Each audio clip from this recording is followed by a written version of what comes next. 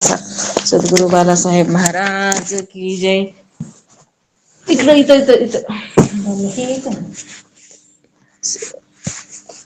गुरुर्ब्रह्मा गुरुर्विष्णू गुरुर्देवो महेश्वरा गुरुर साक्षात परब्रह्म तस्मै श्री गुरुवे नमः.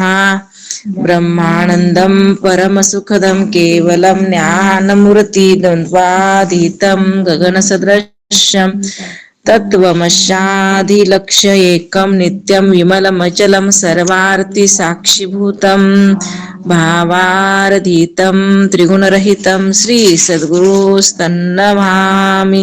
सच्चिदानंद सद्गुरुनाथ महाराज की जय. सद्गुरु उमागीर महाराज की जय. सद्गुरु बालासाहेब महाराज की जय. ब्रह्मभूत रंगनाथ महाराज की जय. शांती ब्रह्म एकनाथ महाराज की जय. पंचीकरण. ए कारण देहना आठ तत्व कही बीजा तत्व एमा नहीं तू येनो साक्षी सच्चिदानंद नित्य निरंतर परमानंद. तर कारण देहाच्या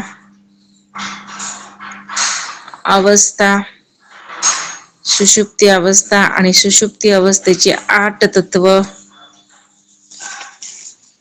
आणि जो दृष्टांत आहे ज्याच्यामध्ये आपण प्रिय मोद आणि प्रमोद या ज्या 3 वृत्त्या आहेत त्या 3ही वृत्त्याचं विश्लेषण काल बघितलं. आनंदमय कोश कशाला म्हणायचं, आनंदमय कोश म्हणजे काय, तिथून खुर्ची आणा. आनंदमय कोशाची व्याख्या पाहिली. त्याचा पुढचा विषय आपला सुरू आहे. पान क्रमांक 148.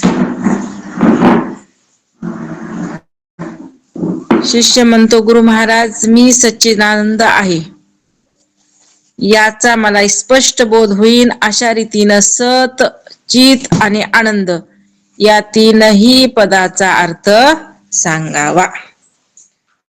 प्रश्न आहे, गुरु महाराज सत कशाला म्हणायचं, चित कशाला म्हणायचं, आनंद कशाला म्हणायचं, हे 3 जे पद आहेत या 3ही पदाचा अर्थ मला स्पष्ट कळन असं काय करा सांगा. कारण का बरं विचारलं, कारण मागच्याच उत्तरामध्ये सद्गुरु महाराजांना सांगितलं होतं की तू कोण आहेस, सच्चिदानंद स्वरूप परमात्मा आहेस. तर मग शिष्यानं घेतला प्रश्न, तुम्ही सांगितलं भेदरहित आहे, निरामय आहे, निरतिशय आहे असा परमात्मा तू आहेस, सच्चिदानंद स्वरूप तू आहेस. पण सच्चित आनंद म्हणजे काय, तर सत कशाला म्हणायचं, चित कशाला म्हणायचं आणि आनंद सद्गुरु महाराज सांगतात. जागृत स्वप्न आणि सुषुप्ती या 3 काय आहेत अवस्था. या 3ही अवस्था तसाच भूत भविष्य आणि वर्तमान या 3ही कालात भूतकाल भविष्यकाळ आणि वर्तमान काळ 3 अवस्था 3 कालात तू आत्मा असतोस. 3ही काळामध्ये तू आहेस, 3ही अवस्थेमध्ये तू आहेस, म्हणून तुला सत असं म्हणतात. तू सत का आहेस, तर महाराज उत्तर दिलं की तू 3ही अवस्थेमध्ये आहेस, 3ही काळामध्ये आहेस, म्हणून तुला काय म्हणायचं म्हणले सत. आता कस काय 3ही काळात आहे, 3ही अवस्थेत आहे, तर बघा जागृत अवस्थेमध्ये जीव आहे का नाही, जीव तोच काय आहे शिव बर का, फक्त दोघांमध्ये फरक आहे. जीवानं काय केलेलं आहे, तर त्यानं जीवानं स्वरूपाला विसरलेला आहे. कशामुळे विसरलेला आहे, तर अविद्येच्या मलिन सत्वामुळे आहे का नाही. अविद्येची मलिन सत्व कोणाकडे आहे, जीवाकडं. आणि ईश्वर स्वरूपाला विसरलाय का, नाही. कारण का बरं, ईश्वराकडे काय आहे, शुद्ध सत्वगुणयुक्त माया.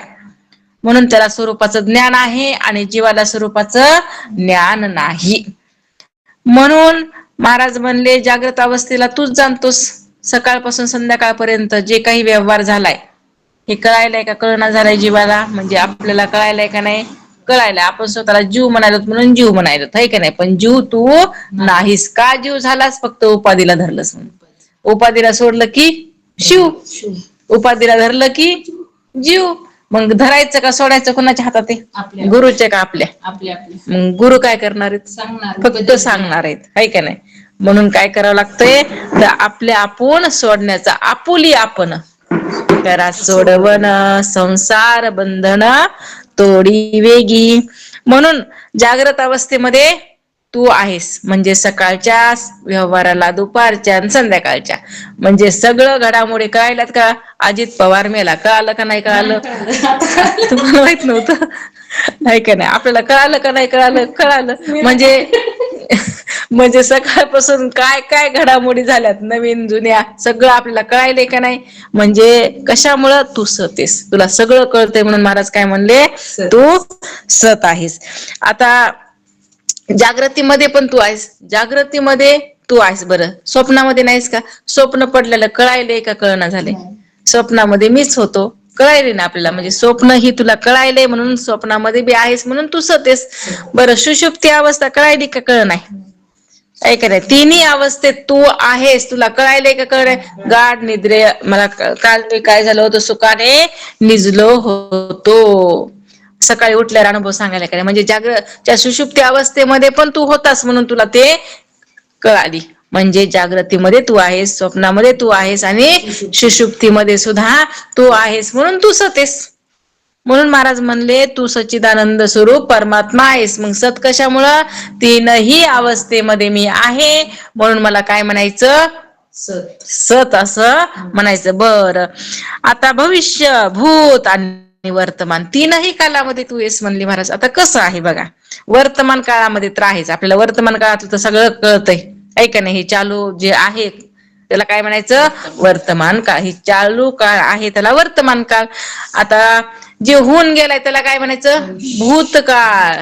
होऊन गेलेला आहे माग, मग ते कळायले का कळ नाही. असं घडलं होतं, आम्ही वृंदावनला गेलतो, आमची पिशवी हरवली. आपल्या लक्षात कळतंय का नाही? हा, तिथं गेलेलं सगळं समजायलंय का नाही? आळंदीला गेलतो, तिथं हरिपाठ खेळला, तिथं कीर्तन केलं, प्रवचन, म्हणजे सगळं यायलंय का नाही लक्षात? म्हणजे भूतकाळाला जाणलं का नाही? म्हणजे तू तिथे होतास का नाही? होतास. बरं हे आता वर्तमान काळ तू जाणायलास का नाही? बरं भविष्य काळामध्ये हा आता माझं मुलाचं लग्न होणार, मला नातू होणार, आहे का नाही, पंतू होणार, काय काय होणार, आहे का नाही, सगळ्या घडामोडी कळायल्यात का नाही? म्हणजेच महाराज म्हणतात तो तीनही कालला जाणतोस. म्हणजे तू वर्तमान काळामध्ये त्याला बी जाणलंस, भविष्य काळाला पण जाणलंस आणि भूतकाळालाही जाणणार आहेस. म्हणून तू कोण आहेस? सत आहेस. मग सत मी का आहे कळालं का? सांगा बरं. हा, जागृती सुषुप्ती आणि स्वप्न स्वप्न या तिन्ही अवस्थेला जाणतो म्हणून मी सत आहे. अजून आणि भविष्य वर्तमान आणि भूतकाळ भूतकाळ या तिन्ही अवस्थेला काळाला जाणतो म्हणून मी सत आहे. जागरण स्वप्न आणि सुसुप्ती हे तिन्ही अवस्थात मी आहे सत म्हणून. आणि भविष्य वर्तमान भूतकाळ या तिन्ही काळात मी आहे म्हणून मी सत आहे. या तीनही काळात म्हणजे जागृत स्वप्न सुसुप्ती तीनही अवस्थेमध्ये आहे. भूत भविष्य आणि वर्तमान तीनही काळात आहे. म्हणून मी कोण आहे? सत आहे. पुढे बघा, जागृत स्वप्न आणि सुषुप्ती तीनही अवस्थात, तसाच भूत भविष्य आणि वर्तमान या तीनही काळात तू आत्मा असतोस. म्हणून तुला काय म्हणायचं? सत म्हणायचं. म्हणून तू सत आहेस. जागृत आधी तीनही अवस्थास तू आत्मा जाणतोस, यासाठी तुला चित्त म्हणतात. आता तीनही अवस्थेला तू जाणायलास, तू आहेस म्हणून सत आहेस आणि तू जाणतोस म्हणून चित आहेस. आणि तू आत्मा सर्व काळ परमप्रेमास्पद रूप आहेस. म्हणून तुला तुला आत्म्याला आनंद म्हणतात. म्हणजे म्हणून त्या तुला म्हणजे तुझ्या आत्म्याला काय म्हणतात किंवा तुला काय म्हणतात, आनंदमय असं म्हणतात. कारण परम प्रेमास्पद सांगितले. परम प्रेमास्पद रूप आहेस म्हणजे रूपच तू कशाचं आहेस, प्रेमाचं. तो रूपच कशाचं आहे, सुखाचं. तू सुखरूप आहेस, परम प्रेमास्पद आहे. दुःखाचा लवलेशही तुझ्या ठिकाणी नाही. म्हणून तू काय आहेस तर आनंद रूप आहेस. म्हणजे सत बी मीस, चित बी आणि आनंद बी. का बरं तर सत का आहे, तिन्ही अवस्थेमध्ये असतो, तिन्ही काळामध्ये आहे म्हणून मी सत आहे. तिन्ही अवस्थेला जाणतो म्हणून मी चित आहे. आणि परम प्रेमास्पद आहे म्हणून मी आनंद स्वरूप आहे. म्हणून मी कोण आहे, सच्चित आनंद स्वरूप आहे. मग मी सत आहे, मी चित आहे, मी आनंद स्वरूप आहे. मग मी सच्चित आनंद स्वरूप परमात्मा आहे. तर सच्चित आनंद या तीनही पदाचा अर्थ काय केला इथं सांगितलेला आहे. मग कुंदाताई सांगा बरं, सत कशाला म्हणायचं, चित कशाला म्हणायचं आणि आनंद स्वरूप कशाला म्हणायचं? म्हणजे शिष्यानं प्रश्न केलाय, मग आता गुरु महाराज सांगतात की जागृती, स्वप्न आणि सुसुप्ती या तिन्ही अवस्थेत तू असतोस म्हणून भूत भविष्य वर्तमान या तिन्ही कालाला तू आत्मा जाणतोस म्हणून तुला सत म्हणायचं. आणि जागृती आधी अवस्थेत जागृती आधी अवस्था तू आत्मा जाणतोस यासाठी तुला चित म्हणायचं. आणि तू आत्मा सर्व काळ परम मला अक्षरच फुटना ते परमात्म रूप असे मास्पद रूप असे म्हणून त्या तुला आत्म्याला आनंद म्हणतात. रामकृष्ण हरी. विद्याताई बोला. आनंद सांगा ना, काही तुम्ही व्यवस्थित लक्षात नाही आलं. आनंद आधी सगळ्यांना बोलू दे, मग पुन्हा सांगतात. बरं बोला. जागृत, स्वप्न आणि सुषुप्ती या तीनही अवस्थात, तसंच भूत भविष्य आणि वर्तमान या तिन्ही काळात आत्मा असतो म्हणून त्याला सत म्हणतात. आणि जागृताची तीन अवस्था तू आत्मा जाणतो म्हणून तुला चित म्हणतात. आणि सर्व काळ हा आत्मा परम प्रेमास्पद रूप आहे म्हणून त्या आत्म्याला आनंदमय म्हणतात. आणि असा तो आत्मा माझा आहे म्हणून मी देहापेक्षा वेगळा आहे. जय गुरुदेव. खरात महाराज बोला.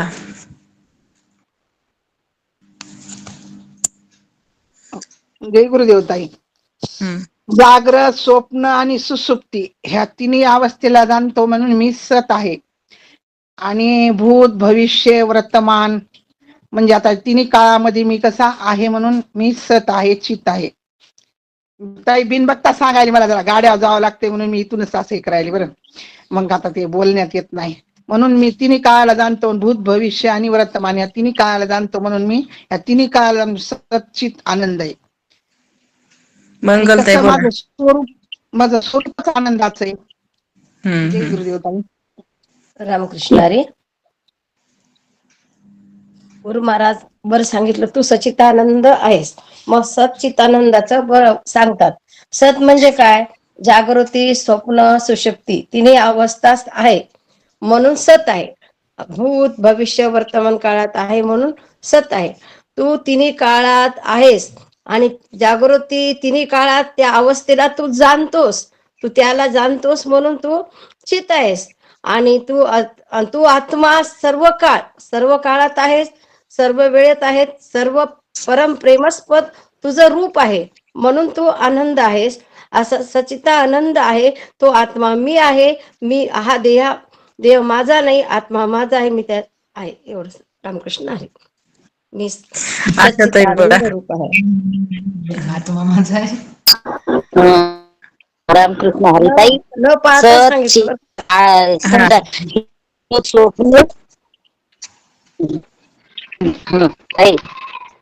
जागृती, स्वप्नी आणि सुषुप्ती तिन्ही अवस्थेला हा आत्मा जाणतो. ऐकू येते ताई? हा यायला बोला. जागृती, स्वप्नी आणि जागृती, स्वप्ने आणि सुषुप्ती तिन्ही काळात हा आत्मा जाणतो, म्हणजे असतो तिन्ही काळात. आणि भूत, भविष्य, वर्तमान या तिन्ही काळात असतो. मग या असणेपणाला सत म्हणतात. आणि जागृती, स्वप्नी, सुषुप्ती आणि वर्तमान, भूत, भविष्य या तिन्ही काळाची जी जाणीव होते त्या जाणीवेला सच्चित्ती म्हणतात. आणि जागृती, स्वप्नी, सुषुप्ती आणि जागृती, वर्तमान, भूत, भविष्य या परम त्या आनंदाला पद म्हणतात. म्हणजे ठीक आहे. मला ताई बोला. जय गुरुदेव. गुरु महाराज काय म्हणतात, जागृत, स्वप्न आणि सुषुप्ती ह्या तिन्ही काळात तू आहेस. आणि पुन्हा तू भूतकाळ, भविष्यकाळ, वर्तमान काळ तिन्ही काळाला तू आत्मा आहेस, तिन्ही काळामध्ये पण. आणि म्हणून तू सत आहेस. आणि जागृत आदी तिन्ही अवस्थात पण तू आत्मा जाणतोसच. यासाठी तू सत, तुला चित म्हणतात.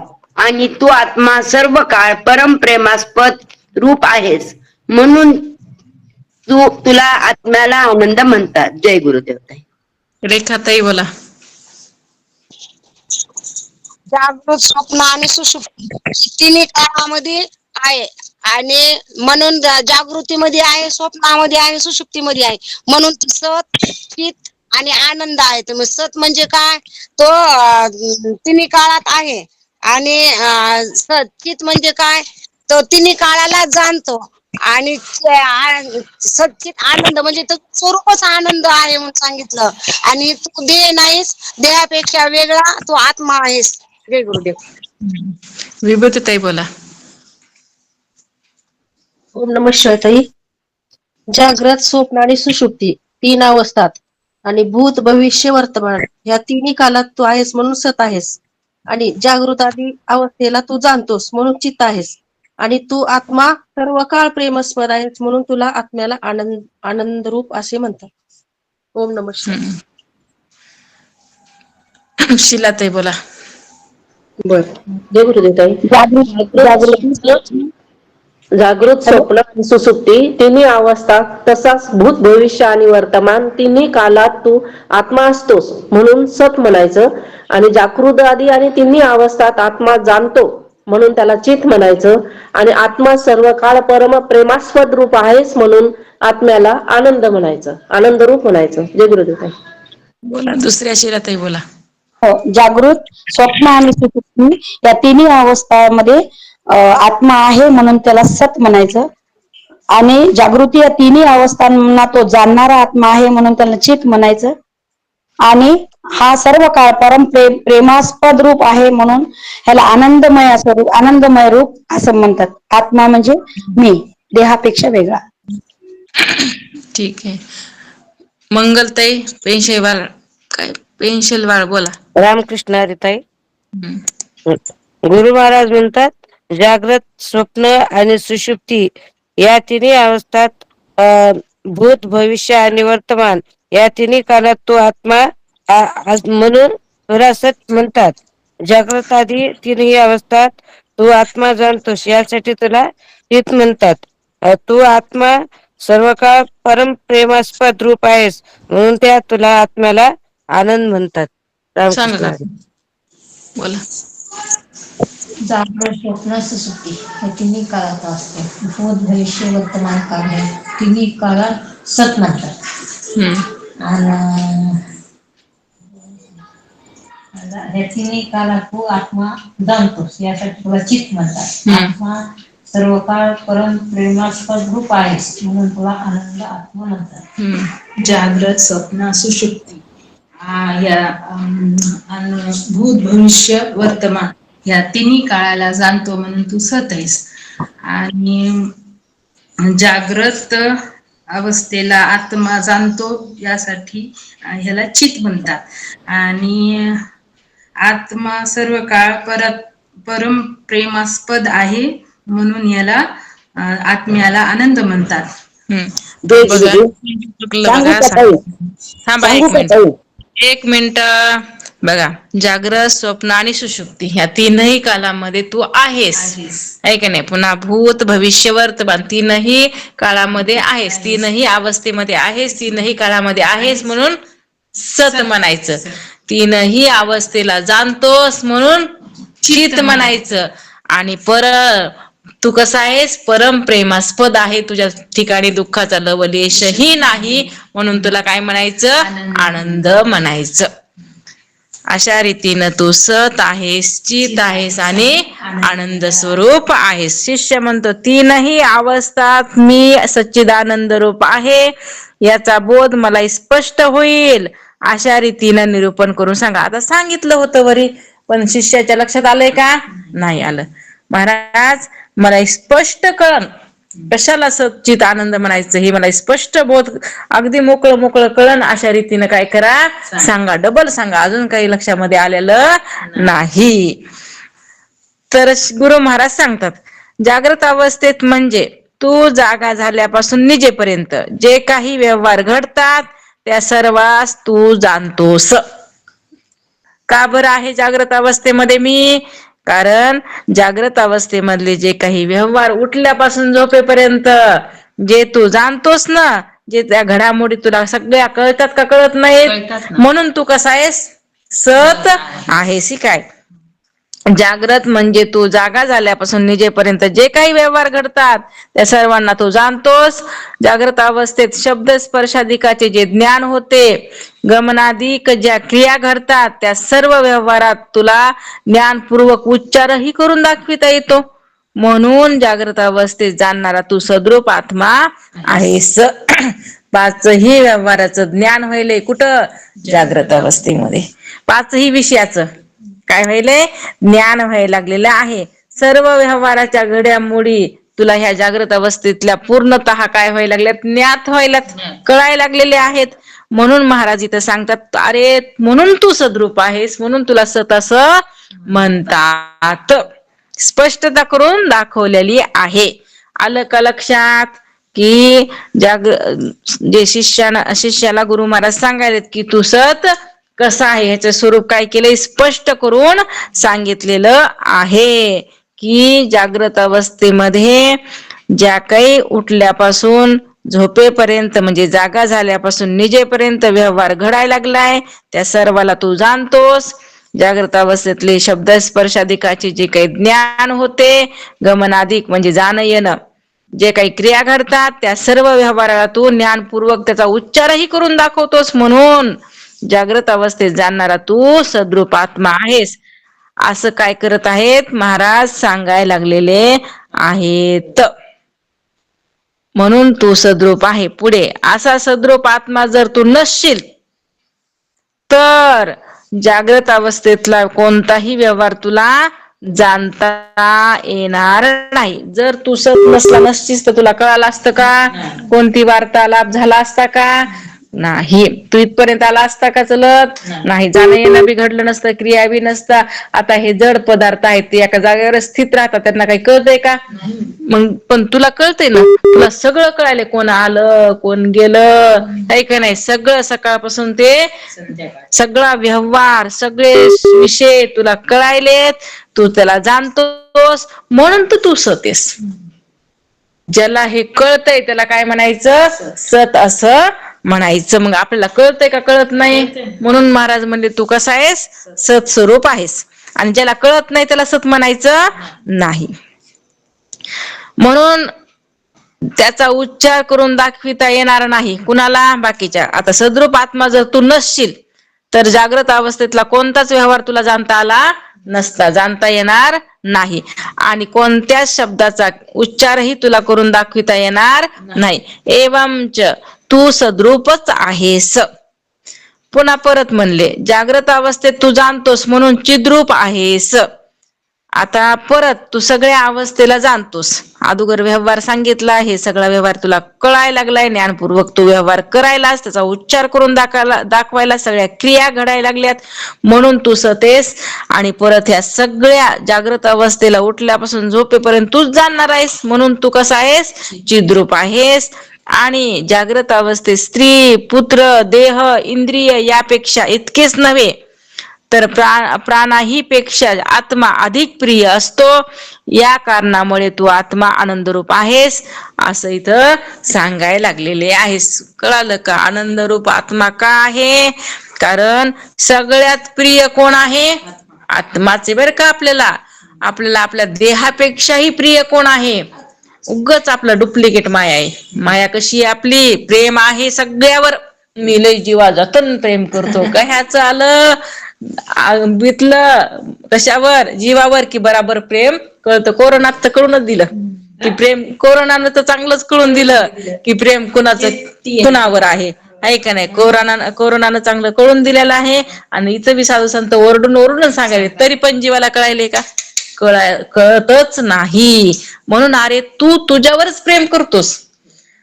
आता बघा, नवरा बायकोवर का प्रेम करतो? बायको सगळं काय करते? व्यवस्थित सगळ्या इच्छा पुरवती बायको. सकाळपासून ते संध्याकाळपर्यंत सगळं काही काम त्याचं करते ना. म्हणून ते ना. आणि अनुकूल वातावरण असल्यावर, प्रतिकूल असल्यावर नाही. आहे का नाही? हा, मग तर युद्धच असते. आहे का नाही? मग काय होतं? युद्धच सुरू. आणि जर मनासारखं वागलं की काय म्हणले, लई चांगली आमची बायको, नवरा बी लई चांगला आहे. म्हणजे का? आपल्या प्रिय झाल्या सगळ्या वस्तू की ते काय प्रिय. लेकरं बी तसेच आहेत. ऐक नाही, माझा मुलगा लय चांगला आहे, माझं म्हणून ते ऐकते. आपलं ऐकलं म्हणजे प्रिय, त्याला नाही ऐकलं की लय वाईट येत म्हणतात. आहे का नाही? कोणी बी शेजारी बी असू द्या, आजारी असू द्या, कोणी नातेवाईक असू द्या. आहे का नाही? म्हणजे हा, म्हणजे चांगलं नाही तर म्हणले वाईट. म्हणजे माणसाला प्रिय का बरं आहेत? आपल्यासाठी प्रिय आहेत, त्याच्यासाठी नाहीत बरं का. आपल्यासाठी सगळं प्रिय आहे. कारण ते आपल्याला अनुकूल आहे ना. कोणी असो, मग ते तुम्ही असो, मी असो, का कोणी अजून असो. आहे का नाही? आपल्यासाठी जर सगळं चांगलं तर प्रिय, नाहीतर मग वाईट. हे जगाचा काय आहे? नियमच आहे. असं म्हणून महाराज म्हणले, स्त्री असू द्या, पुत्र असू द्या, देह असू द्या तुमचा. बरं, देह पण म्हणाले. अहो, देह पण जर असं काही ह्याचं दुखायलं, आता दिलंय समोर, स्पष्टता दिली बरं का. ह्याच्यापेक्षाही अजून समोर काय? देह कसा प्रिय नाही, इंद्रिय कसे प्रिय नाही, तितकेच नव्हे तर प्राणही तुला कसं काय प्रिय नाही. प्राणापेक्षाही आता धनदारा पुत्र ह्याच्यापेक्षा तर म्हणले देहप्रिय, देहापेक्षाही इंद्रिय प्रिय, इंद्रियापेक्षाही तुझा प्राण प्रिय, आणि प्राणापेक्षाही तुझा आत्मा तुला काय आहे? प्रिय आहे. म्हणून तू प्रेमास्पदीस. म्हणून म्हणले आत्मा सगळ्यात जास्त काय आहे? प्रिय आहे. म्हणून महाराज म्हणले तू आनंद रूप आहेस. सगळ्यात जास्त कुणावर प्रेम करतोय? आपण आपल्यावरच. ऐक नाही, आपण आपल्यावरच प्रेम करत असतो. हे नाटकी प्रेम असते, डुप्लिकेट, काहीच नाही. कोणती ममताज नाही, कोणता काय ते महल, ताजमहल, काय शहाजी, काय त्याचं नाव? काही बाईच्या हा, मी म्हणत होते माझं कसं ताजमहल बांधलाय आग्राला.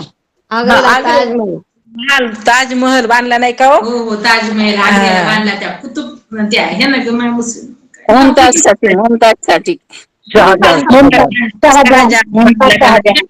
हा, ते बी काय म्हणले, शेवटी तिलाच पुन्हा मग मारलं की. ऐक नाही, ज्यानं बनवलं त्याला बी काय केलं? जाऊ दे, आपल्याला काय करायचं, उगाच सहज विषय निघाला म्हणून. पण एवढंच सांगायचं ह्या सगळ्यावरून की सगळ्यात जास्त प्रेम कोण कुणावर करतय? कुणावर कुणी करत नाही. फक्त कोण आहे? म्हणून देव माझा आणि मी देवाचा. तुकोबरायांना लिहून ठेवलंय की देव माझा आहे आणि मी देवाचा आहे. ह्याच्या व्यतिरिक्त कुणी कुणावर जास्त प्रेम करत नाही. हे बाकीचं सगळं कसं आहे? डुप्लिकेट आहे. हे काय करायचं? लक्षामध्ये ठेवायचं. आपण आपल्या कोणाला सांगावं तर ते हाकलून देतात.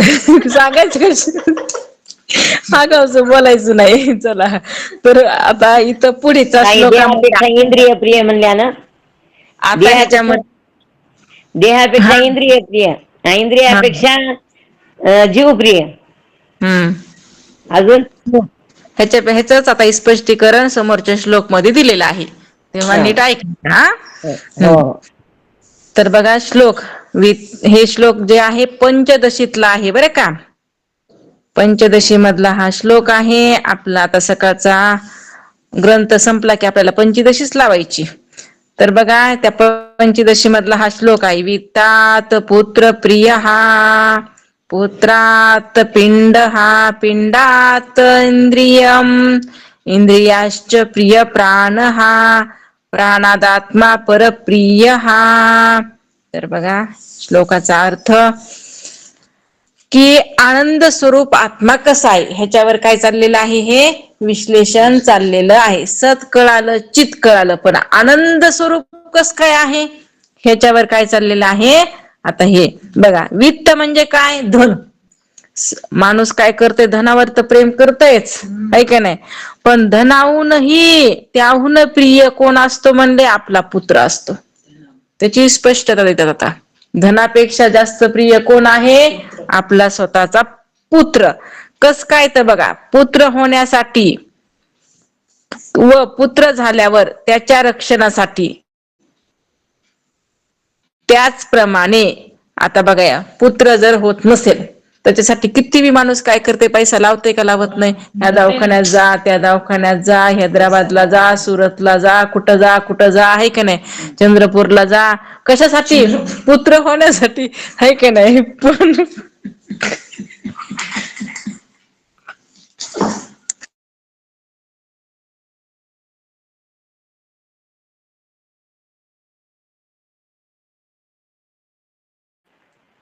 तुमचा आवाज गेला ताई, आवाज म्यूट बंद झालं ताई तुमचं.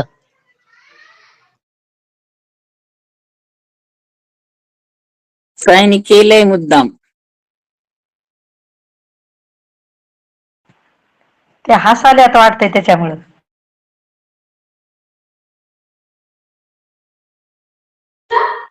ताईचा आवाजच येत नाही. हसू लागले ताई.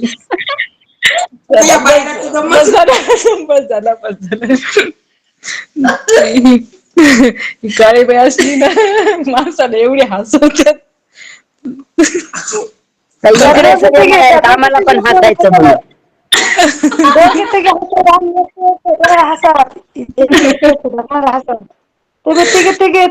आम्ही पण सगळे सहभागी होतो म्हणाले तिकडचे पण.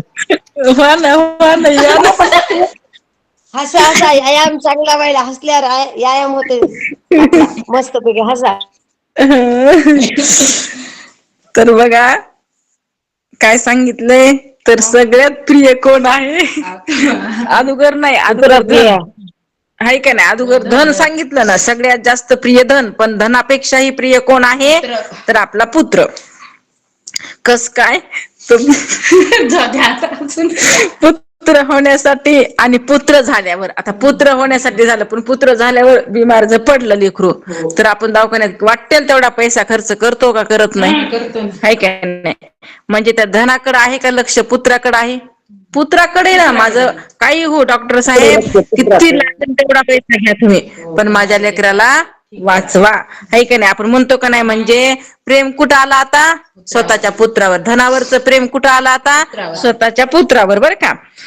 मग बघा महाराज म्हणतात, वित्त म्हणजे धन, त्याहून पुत्र प्रिय असतो. पुत्र होण्यासाठी, पुत्र झाल्यावर त्याच्या रक्षणासाठी, त्याचप्रमाणे चोरी जुगारी इत्यादी अपराध पुत्राच्या हातून झाले, अजून परत दिलं. एखाद्यावर पुत्र त्यानं चोरी केली, एखाद्या जुगारामध्ये हरला, काही अपराध झाला पुत्राच्या हातून, त्यातून त्यास बचवण्यासाठी, म्हणजे त्याला वाचवण्यासाठी बाप लागेल तितके धन खर्च करतो का, करत नाही. आपल्या डोळ्याच्या समोर उदाहरण आहेत का नाहीत, हे होय का नाही. म्हणजे आपल्या लेकराला वाचवण्यासाठी आपले वडील वाटेल ते करतात का नाही, धनाची पर्वा करतात का, करत नाहीत. म्हणून मग प्रिय कोण झाला आता, पुत्र. म्हणून या गोष्टीने धनापेक्षा पुत्र प्रिय आहे हे सिद्ध झाले, बरं का. अजून पुढे, पुत्रापेक्षाही आपला स्वतःचा देह अधिक प्रिय आहे. पुत्र तर ठीक आहे, पण पुत्रापेक्षाही काय आहे म्हणले महाराज, स्वतःचा देह अधिक प्रिय आहे. कस काय बघा, दुष्काळात कित्येक वेळा स्वतःची मुले विकून मिळालेल्या द्रव्याने मनुष्य आपल्या देहाचं रक्षण करतो. आता जेव्हा दुष्काळ पडत होते ना, आता घडलेल्या घटना आहेत तेव्हाच तर लिहिलेल्या आहेत. तर स्वतःचे लेकरं विकून काय करायचं, स्वतःचं पोट भरत होते म्हणले. मग यावरून पुत्रापेक्षाही आपला स्वतःचा देह अधिक प्रिय आहे. आपल्या स्वतःच्या, आता बघा लेकरापेक्षाही काय झाला, स्वतःचा देह अगोदर लेकरूच प्रिय होतं, पुत्रच प्रिय होता. धनाची पर्वा केली नाही, पुत्राला वाचविलं, पण आता पुत्रापेक्षाही स्वतःचा देह. एकदा काय झालं होतं, अकबर आणि बिरबल दोघ जण चालले होते रस्त्यानं, आणि त्या बाईनं काय केलं होतं, एवढा मोठा गवताचा भारा डोक्यावर घेतला होता बरं का, आणि त्या लेकराला काकत घेतलं, लागली. तेव्हा ते अकबर म्हणत बिरबला, अरे बघ न आईचं किती प्रेम असतंय लेकरावर, तेवढा ते वज म्हणणे त्या भाऱ्याचं, पण लेकराला सोडलंय का खाली काकात घेऊन चलायली म्हणे ती बाई, किती प्रेम आहे. तेव्हा बिरबल म्हणतो, नाही नाही महाराज, ते दिसायला प्रेम आहे, फक्त स्वतःच्या देहावरच प्रत्येक जण प्रेम करते. हेट म्हणे, काही कसं म्हणतोस, बघ म्हणे दिसायला का डोळ्यासमोर उदाहरण. ठीक आहे म्हणे, मी सिद्ध करून दाखवतो. काय म्हणतो तो बिरबल, कारण बिरबल चतुर, बिरबल कशाला म्हणलेत, है की नाही, मी सिद्ध करून दाखवतो म्हणे. ठीक आहे म्हणे. मग दुसऱ्या दिवशी काय केलं, एक हौद होता, त्या हौदामध्ये पाणी टाकू लागले, पण त्याच्या अगोदर काय केलं, एक माकड आणि एक माकडीनेचं पिल्लू त्या हौदामध्ये सोडलं होतं. मग आता इकडून पाणी टाकायला सुरुवात आहे, जसं जसं पाणी काय व्हायलं, वरी वरी येऊ लागला हौदाच्या, तसं तसं ती माकडीन काय करू लागली, आपल्या पिल्लाला वरी वरी वरी वरी करू लागली. आता कमरेपर्यंत पाणी आलं, अगोदर काय केलं, गुडघ्यापर्यंत पाणी आलं, कमरे म्हणजे काखेमध्ये घेतलं बाळाला, कमरेपर्यंत पाणी आलं, खांद्यावर घेतलं त्या बाळाला, म्हणजे तिच्या लेकराला, कुणा त्या माकडीनं. बघ म्हणली बिरबला, तुला म्हणलं होतं ना मी, आईचं लई प्रेम असते रे. अहो थांबा ना महाराज, अजून जरासं थांबा, अजून येऊ द्या ना म्हणे, तुम्हाला कळण म्हणले. कोण म्हणते, बिरबल. अजून पाणी काय झालं म्हणले, खांद्यापर्यंत आलं. अजून काय केलं, बाळाला त्या माकडीने त्याच्या पिल्लाला डोक्यावर घेतलं, पुन्हा अजून पाणी नाका तोंडात चाललंय. मग तिनं काय केलं, स्वतःच ते जे आहे पिल्लू आपल्या पायाखाली घेतलं आणि त्याच्यावर उभा टाकली. बघ म्हणे, बघा म्हणे महाराज, तुम्हाला म्हणलं होतं ना मी, हे प्रेम नुसतं दिखाऊ आहे, पण सगळ्यात जास्त कुणावर प्रेम करतय, स्वतःच्या देहावर. प्रत्येक जण स्वतःच्या देहावर काय आहे, प्रेम करतय. जे आता हे कुणी कुणाला सोडून गेलं की मोठमोठ्यानं जे रडतात ना, का रडतात माहितीये का, ह्याची व्यवस्था काही लागत नाही ना, म्हणून काय बदले रडत असतात, है की नाही. स्वार्थासाठी, प्रत्येक जण आपल्या स्वार्थासाठी. असं म्हणून इथं सांगितलेलं आहे की, काय सांगितलं मग, कि पुत्रापेक्षाही कोण प्रिय झाला, मग स्वतःचा देह. बर का, आपल्या स्वतःच्या देहापेक्षाही आपले इंद्रिय अधिक प्रिय असतात. आता देहापेक्षाही काय म्हणले, आपले बघा ना, कुणी मारायले का आपण आपली पाठ दाखवतो, पण आपले जे ज्ञान इंद्रियांना वाचवण्याचा प्रयत्न करतो, है की नाही. कारण इंद्रिय कसे आहेत, आपल्याला प्रिय आहेत ना. इथं सांगायले, जर कोणी आपल्याला मारावयास आला, तर आपल्या इंद्रियाचे संरक्षण करण्यासाठी आपण आपल्या देहाची पाठ, डोके इत्यादी अवयव पुढे करून त्यावर मार घेतो. या गोष्टीवरून देहापेक्षा इंद्रिय प्रिय आहेत असा अनुभव येतो. परत इंद्रियापेक्षाही स्वतःचा प्राण अधिक प्रिय. बघा, इंद्रिय तर प्रिय आहेत, देहापेक्षा प्रिय कोण, इंद्रिय. बरं का, आता इंद्रियापेक्षाही स्वतःचा प्राण अधिक प्रिय. इंद्रिय तर आहेत, पण आता इंद्रियापेक्षा आता कुठं गेला, प्राणाकडे आलो. आता प्राण प्रिय आहे म्हणे सगळ्यात जास्त. कसा, आता बघा, इंद्रियापेक्षाही स्वतःचा प्राण अधिक प्रिय आहे.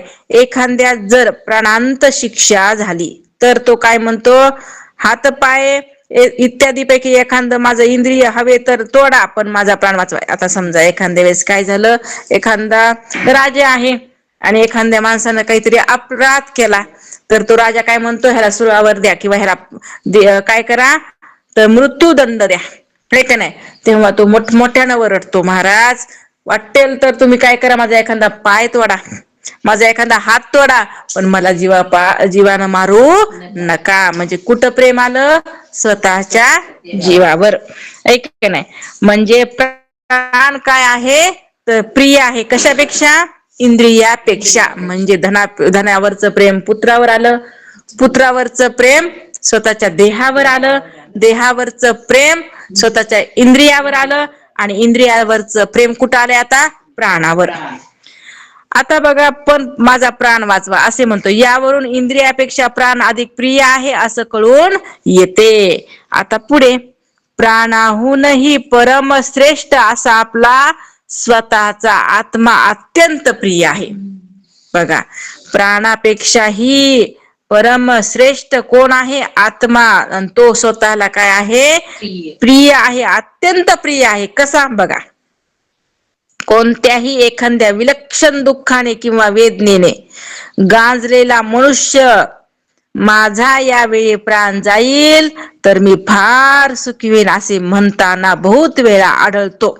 यावरून समजून येतं ते हे की देह, इंद्रिय आणि प्राण या सर्वाहून निराळा सुखरूप कोण आहे? आत्मा. बघा, आता जेव्हा एखादं काय झाले, दुःखानं गांजलंय, जाग्यावरच काय आहे सगळं, लोकांचं शेजार दुसरे तर कदरले, पण स्वतः बी कदरते का नाही? देवा मला कधी नेतोस रे? ऐके आता लय कदरले, एकदा का माझा जीव कधी जाते की कधी नाही, वाट बघते का नाही? म्हणजे बघा, सगळ्यात जास्त प्रेम कशावर आलं मग? स्वतःच्या आत्म्यावर. एखादी जर बिमारी झाली तर म्हणते का नाही, आपण कित्येक म्हाताऱ्याच्या तोंडातून ऐकतो का नाही, हा बस झालं आता आमचं उरकून टाकावं. कधी येतंय की बस झालं आता काही जगा वाटना झालंय असं म्हणताना आपण ऐकलं का? ऐकलं नाही. म्हणजे सगळ्यात प्रिय कोण आहे मग? आपला आत्मा.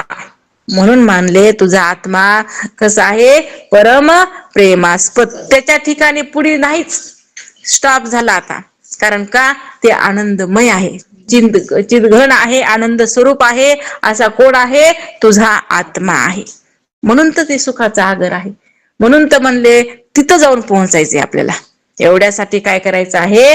अट्टहास करायचे की ते स्वरूपाची काय झाली पाहिजे आपल्याला प्राप्ती. कारण तिथं गेल्यावर दुःखाचा लवलेशही नाही, दुःख राहीच तिथं, अलीकडे सुख आणि दुःख. तिथं गेल्यावर दुःखाचा काही नाही, लेश सुद्धा तुम्हाला स्पर्श सुद्धा नाही. कुठं? त्या स्वरूपाच्या ठिकाणी गेल्याच्या नंतर. आणि म्हणून त्या स्वरूपाच्या ठिकाणी जाण्यासाठी काय करायचं आहे? प्रयत्न. तुकोबाराय गेले म्हणून तर म्हणले आम्ही आता काय झालो? निरंजनामध्ये घर बांधले. आणि काय झालो?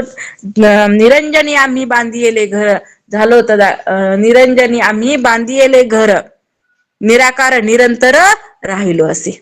आता निराकार झालो, निरंतर आता आम्ही इथंच राहणार आहोत. कुठं? निरंजन. म्हणजे जन आहे का तिथं? नाही. कोणत्या जनाचा स्पर्श? देह सुद्धा जगतातलंच आहे बरं का, ह्याचा सुद्धा स्पर्श नाही तिथं. कुठं? निरंजन.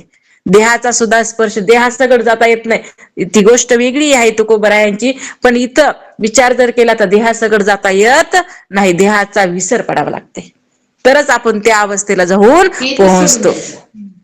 जेव्हा विदेह मुक्त पुरुष असतात ना, तेव्हा देहाचा विसर पडलेला असतो आणि ते निरंतर आपल्या चिंतनामध्ये डुबलेले असतात. म्हणजे कोणत्या? आत्मचिंतनामध्ये. ती निरंजनवणे. आणि त्या निरंजनवनामध्ये सुद्धा आपल्याला जाता येतं, फक्त काय करावं लागेल? प्रयत्न करावं लागेल, अभ्यास करावं लागल. म्हणून महाराज म्हणले सुखरूप आहेस तू, सुखाचा आगर आहे, सुखाची खाण आहे ती, आहे का नाही? खाण म्हणल्यावर काही कमी असते का तिथं? सोन्याची खाण म्हणतात तसं ही सुखाची खाण आहे. आणि ते तुझं काय आहे? स्वरूप आहे. म्हणून मी कोण आहे? तर सुखरूप आहे. एकदा काय झालं होतं, महाराज एक सुंदर दृष्टांत सांगायचे.